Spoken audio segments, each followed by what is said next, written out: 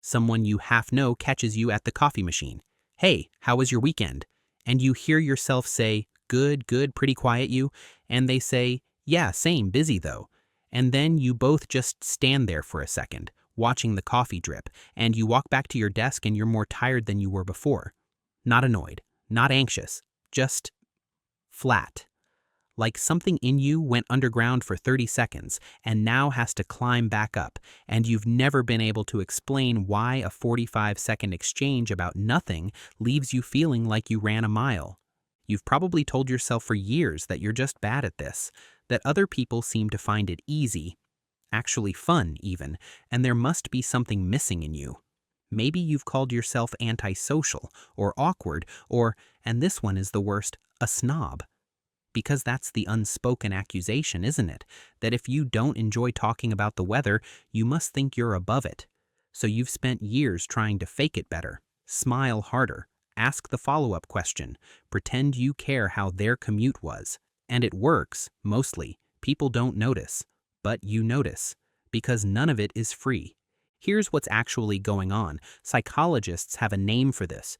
It's called need for cognition, which sounds clinical, but it just means your brain is wired to be hungry for the real thing. Not smarter, not better, just hungry. The way some people are hungry for movement and can't sit still all day, your brain is hungry for something with actual meaning in it. Research has linked this trait to deep information processing, which basically means when someone talks to you, your brain doesn't stop at the words. It keeps going. It's looking for what they actually meant, what they're not saying, the thing under the thing. So when a conversation has nothing under it, when it's just words being passed back and forth like a tennis ball nobody really wants, your brain is still down there digging, looking for the real layer, not finding it. And it costs you energy to keep digging in an empty room. Like a dog that's been told to fetch, but no one actually threw anything. The body's still running. There's just nothing to bring back. But here's the part nobody talks about. The hunger for depth isn't only how you're wired. For a lot of people, it's also how they learned to survive. Think back. Somewhere around the time you were 7, 8, maybe 9, you were in a house or a classroom or a family dynamic where the surface and the truth didn't match. The adults said, "We're fine," but the air in the room said something else. You'd hear, "Everything's good," and you'd watch the face that said it and you'd know. That's not what's happening. And you learned very early that the polite words were not the real information.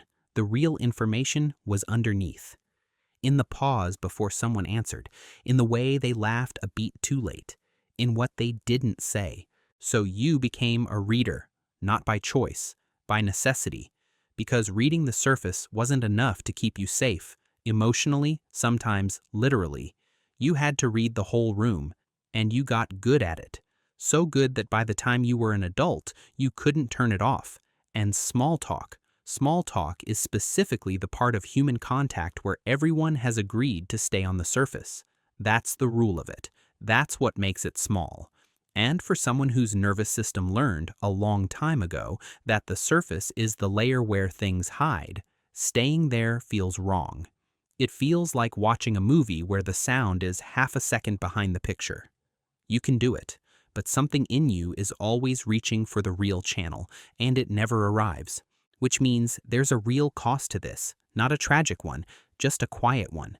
You've probably let whole friendships drift, not because you didn't like the person, you actually did, but because it never got past the weather, and you didn't have it in you to keep showing up for a version of contact that didn't feed you. You've left parties early. You've turned down things you might have actually enjoyed if there'd been one real conversation in the middle of it. And sometimes, and this is the one that hurts, you've wondered if you're just hard to be around. If the problem is you, it's not. But the loneliness of feeling like the problem is real. So here's the thing worth sitting with. You are not broken. You are not a snob. You are not failing at something other people find easy. You are someone whose brain, for reasons that probably go all the way back to a room you were too young to understand, learned to listen for the real thing. And that listening is not a flaw. It's actually one of the reasons the people who do get close to you tell you things they've never told anyone, because something in you was built, wired, trained, both, to receive the part of them that's underneath. And that's a rare thing to be in a room with. It just means small talk will probably always cost you a little more than it costs other people. And that's okay. It doesn't mean you have to get better at it.